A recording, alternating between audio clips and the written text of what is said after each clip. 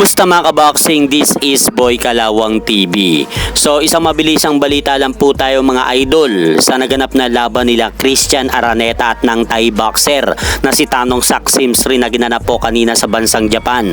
So kung mapapanood nyo nga po ang naging laban ng dalawa mga idol, naging matalino nga po itong Thailander sa kanilang naganap na bakbakan ng ating pambato na si Christian Araneta sa ibabaw ng lona. Dahil sa umpisa pa lang ng laban ay pinakita na po kaagad ng Thai boxer ang pagiging technical boxer nito sa kanilang laban ni Christian Araneta. Kaya pagsapit nga po mga idol ng round 2, medyo nahihirapan po makapagpatama ng suntok ang ating kababayan na si Christian Araneta dito sa Thailander. Dahil sa ganda nga po ng fundamental nito, kapag bumibitaw ng jab at straight, talagang kumokonekta po sa pagmumuka ni Christian Araneta. Pero pagtungtong nga po mga idol ng round 3, dito po naka-score ng knockdown ang ating kababayan matapos nga pong bumitaw ni Christian Araneta ng pamatay nitong left hook na kumonekta sa ulo ng Thai boxer. Kaya dahil po dyan mga idol, bagsak nga po itong si Tanong Saksimsri matapos tamaan ng isang solid left hook na pinakawalan ni Christian Araneta sa round 3. Kaya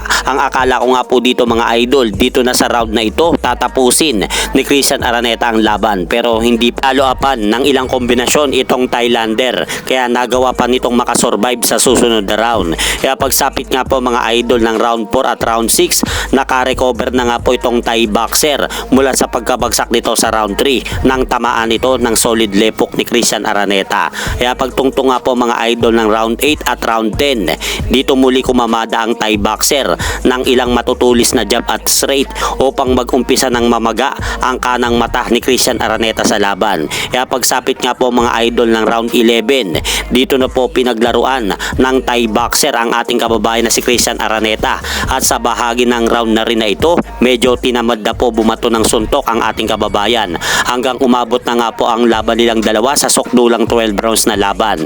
Kaya dahil po dyan sa dami ng ipinatamang suntok ng Thai boxer sa kanilang laban ni Christian Araneta kanina sa bansang Japan, ay ibinigay nga po ng mga hurado ang panalo kay Tanong Saksimsri by split decision upang makoronahan nga po ito bilang bagong IBF World Light Flyweight Champion sa laban. Kaya dahil po sa panalo na yan mga idol ng Thai boxer, umabante na po ang kartada nito sa 39 wins, only 1 loss with 34 knockout.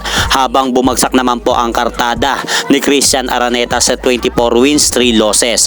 At hanggang dito na lang po muna ang aking update sa mga ganapan sa mundo ng boxing. At syempre mga idol, huwag nyo rin pong kalimutan, pakisuportahan nyo naman po muna ang ating munting channel. Maraming salamat po.